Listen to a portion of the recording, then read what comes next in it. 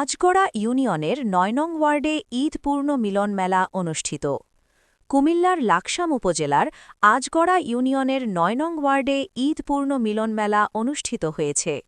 অনুষ্ঠানের আয়োজন করেন লাকসাম উপজেলা বিএনপির সাংগঠনিক সম্পাদক টি.আর. হারুন। ঈদকে কেন্দ্র করে আয়োজিত এই মিলন মেলায় স্থানীয় বিএনপি ও অঙ্গ সহযোগী সংগঠনের নেতাকর্মীরা উপস্থিত ছিলেন। এই সময় তারা ঈদের শুভেচ্ছা বিনিময়ের পাশাপাশি দলীয় বিভিন্ন বিষয় নিয়ে আলোচনা করেন। বক্তারা বলেন, আজগড়া ইউনিয়নের উন্নয়ন ও সংগঠনকে শক্তিশালী করতে টি.আর. হারুন দীর্ঘদিন ধরে কাজ করে যাচ্ছেন।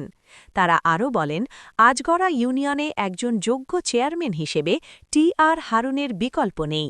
ভবিষ্যতে তাকে চেয়ারম্যান হিসেবে দেখতে চান বলেও নেতাকর্মীরা তাদের বক্তব্যে আশা প্রকাশ করেন। অনুষ্ঠান শেষে দেশ ও জাতির কল্যাণ কামনায় দোয়া করা হয়।